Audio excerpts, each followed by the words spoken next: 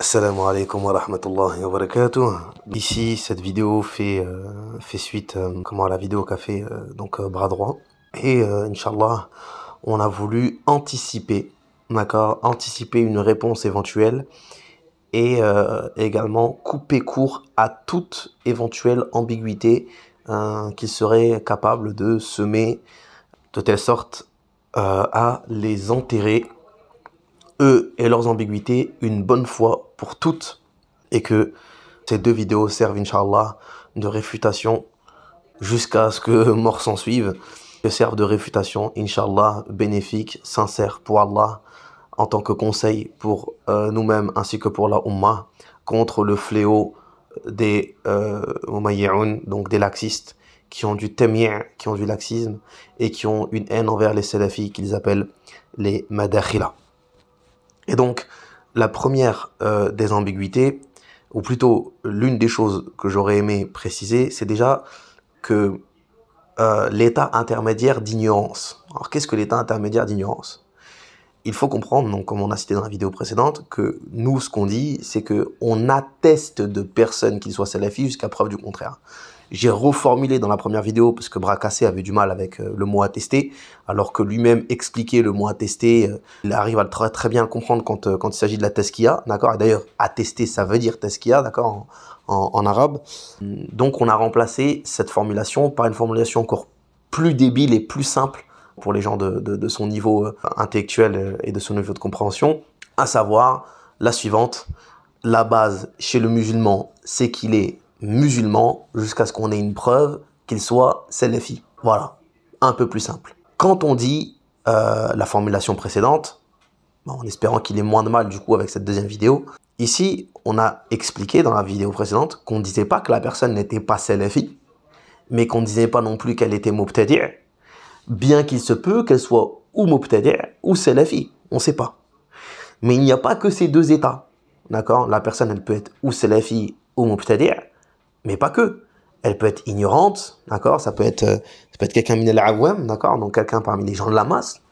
Donc il n'a pas connaissance de la salafia, donc ça va être un musulman lambda, d'accord. C'est un musulman lambda qui suit pas nécessairement de mouvance, d'accord, qui suit pas et qui s'affilie pas nécessairement à un groupe.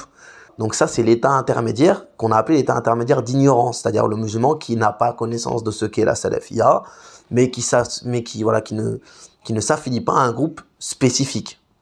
Et du coup, on va réfuter une ambiguïté qu'a tenté de semer Brakassé, ou plutôt de refaire vivre, de revivifier. Du coup, à chaque fois, je suis embêté. Je veux utiliser des termes comme revivifier, mais vu que tu comprends pas le mot attester, je suis obligé de refaire vivre en espérant que tu comprennes. Qui est que notre parole, elle ressemble à la parole des Mu'tazila. Mu'tazila, donc, qui vont dire que celui qui fait des péchés, en gros, il est ni croyant ni mécréant. Alors déjà, cette parole ne ressemble absolument pas à la parole qu'on dit, puisque le Mu'tazila, ils n'ont aucun salaf dans leur parole. Déjà un. Le Mu'tazila, ils n'ont aucun salaf dans leur parole. Nous, on a des salafs dans notre parole. Nous, nos avis, ils sont soutenus par des savants. Et cette compréhension, elle est soutenue par des savants. Et d'ailleurs, cette compréhension-là, c'est celle qui est également dite par Sheikh Al-Fawzan, d'accord, dans l'avis que tu cites toi-même, puisqu'il dit que on fait pas l'éloge de quelqu'un, etc. La parole d'Al Mu'tazila, donc elle nous ressemble absolument pas, et en plus, ici, la parole des Mu'tazila, c'est-à-dire que le pécheur, il est entre le kufr et l'iman. Nous, on parle même pas de pécheur, on parle d'une personne qui est mastour al-hal. C'est pas ce que tu as évoqué. Je croyais que tu parlais de Mustalah al-Hadith, d'accord. Donc si tu as fait un peu de Mustalah al-Hadith, Thaïs, tu devrais savoir c'est quoi Mastour al-Hal, en voulant faire croire que Zama, ce serait quelque chose à un haut niveau, etc. Alors que Mastour al-Hal, Mastour, c'est quelque chose de facilement compréhensible sans pour autant avoir poussé dans le Mustalah. Mais bon, apparemment, toi, tu veux berner les gens sur un prétendu niveau que tu n'as pas. Et ici, il s'agit de placer le pécheur. On n'est pas du tout dans ça. On parle de l'inconnu, celui dont on ne connaît pas l'état, al-mastur al-hal, donc. On ne connaît pas son état. Donc on va ni dire qu'il est à droite, ni dire qu'il est à gauche. On ne connaît pas. Mais, comme disent les savants, que tu as ramené dans ta vidéo, on a la bonne suspicion, on a le bon doute. D'accord? On espère que on ne l'affilie pas à des déviants et tout, etc. C'est ça le sens de la parole.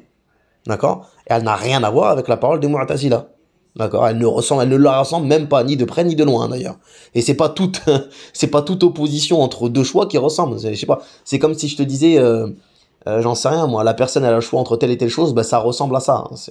C'est juste un choix en fait. Peut-être que tu découvres aussi encore la notion de choix ou le fait de ne pas savoir placer quelqu'un dont on ignore la situation. Apparemment pour toi c'est une parole bizarre de pas savoir placer quelqu'un dont on ignore la situation. Bon.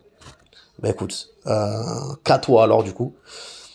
Ensuite, une autre réfutation à une ambiguïté que tu sèmes, c'est que tu dirais, alors tu dis que Cheikh Wassir Abbas, il serait revenu sur son avis, et la preuve ce serait ta vidéo. Et donc tu veux invalider tout ce que Cheikh Wassir Abbas dit dans la vidéo avec Othman Abou Layth. Mais sauf que là, ça va pas ça. Déjà, il n'y a rien qui nous certifie que le Cheikh il est revenu sur son avis. Deux, même s'il était revenu sur son avis, nous, on suit pas le dernier avis d'un cheikh. C'est pas ça la méthodologie. Parce que le dernier avis d'un cheikh, peut-être qu'il s'est égaré à la fin. Peut-être qu'il a changé d'avis, mais changer d'avis, ça veut pas dire que tu changes d'avis vers l'avis le plus juste. Par contre, ce qu'on a, c'est qu'on a une parole détaillée de 30 minutes de Cheikh Wassir Abbas, dans laquelle il explique, preuve à l'appui, d'accord, on part pas du principe qu'il est salafi, jusqu'à ce qu'on ait une preuve qu'il le soit. Une caractéristique en plus. D'accord, c'est une caractéristique en plus. Et comme il dit que la salafia c'est au-dessus de la adala. Il dit que la salafia c'est au-dessus de la droiture. C'est quelque chose au-dessus. Donc pour attester de quelqu'un qui est salafi, il faut quelque chose en plus. Et on va pas délaisser la parole de Cheikh Wassir Abbas sur 30 minutes dans laquelle il ramène au moins une dizaine de versets, des hadiths, etc. Donc il a développé pour la parole que toi t'as ramenée dans ta vidéo où le cheikh ne développe pas. En plus, on pourrait dire que le cheikh il est même pas revenu de son avis, mais que le cheikh il explique juste ce que signifie la parole de l'Barbahari, puisqu'il commence bien par dire yani, c'est-à-dire. Et il est connu que des fois des savants expliquent des paroles dans des livres sans que pour autant ils ne partagent le même avis. Ils l'expliquent juste. Mais il n'y a rien qui nous certifie que le cheikh serait revenu sur cet avis. Et même s'il est revenu, eh bien on regarde la parole qui est la plus développée et dans laquelle il a le plus de preuves. Et on va pas délaisser la parole, et on va pas prendre une parole dans laquelle il n'y a pas de preuves, ou alors pas du tout, ou alors c'est pas développé. Donc ça c'est pour Cheikh Wassir Al-Abbas.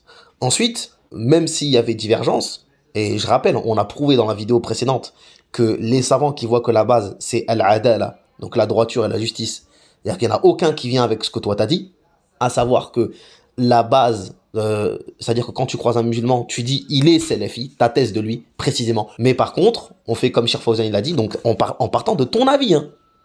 Comme Cheikh Fawzan il a dit, c'est-à-dire qu'on a la bonne opinion, la bonne suspicion.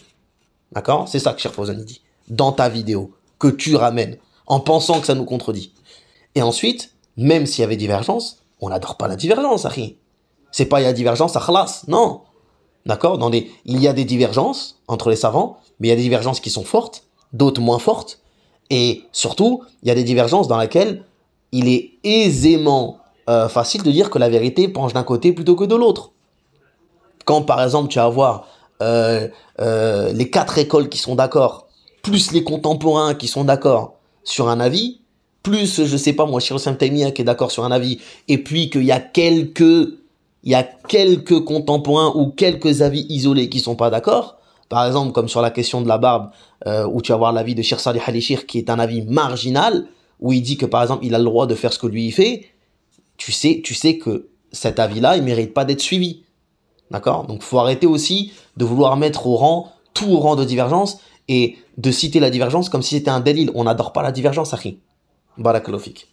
Ensuite, sur la parole de Louhaydan, du coup, on va pas fonder, alors ça c'est important aussi, même si tu viens avec la parole de Louhaydan, et nous on dit que la parole de Cheikh Louhaydan, rahimallah rahmatan wasi'a, il s'est trompé, mais même dans la parole de Cheikh Louhaydan, il dit pas que chaque personne que tu croises, tu dis c'est un salafi, mais même si tu bases toute ta croyance et tout ton manhaj sur la parole de Louhaydan, tu nages en plein délire.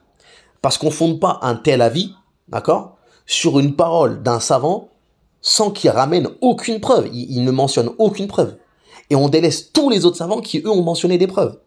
C'est-à-dire que tu pars du principe que le musulman, il est l'adala, c'est une chose. Mais ta compréhension, là, que tu rajoutes en plus, que chaque musulman, il est salafi, que là, tu croises un musulman, tu dis il est salafi, ça c'est... Il n'y a personne qui le dit sauf toi. D'accord? Et l'avis de Cheikh Louhaïda, rahimahullah, rahmatan wasi'a, il s'est trompé. Alors, on a pas mal de dire il s'est trompé, parce que même ceux qui disent que là-bas, c'est l'adala, ils parlent pas comme le cheikh, il a parlé. Barakallahu fik. Ensuite, tu me parles de la base, d'accord? Donc, comme les savants qui voient l'adala, donc la base, c'est la justice. Tu vois, tu me parles de hadith, moi, je vais te parler de fiqh.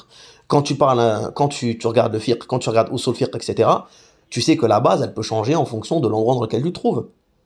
D'accord? Par exemple, la viande, dans un pays non musulman, la base, c'est que c'est pas halal, mais la base, elle peut rechanger. D'accord? Dans un pays musulman, ben, la base, c'est que c'est halal.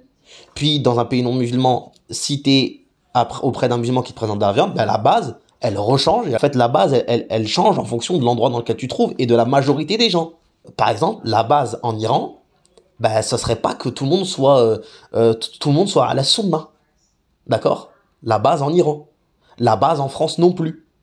D'accord? Parce qu'il y a des tablirs, il y a des ikhwan, etc. Donc tu vois, là on vient voir que ta compréhension, elle est loin, mais loin, loin de la vérité. D'accord? Et qu'encore une fois, tu n'as personne qui est venu avec ta compréhension de dire que chaque personne est salafi. Et voilà. Donc voilà ce qu'on voulait dire pour réfuter tes propos et tes ambiguïtés. Et alhamdoulilah.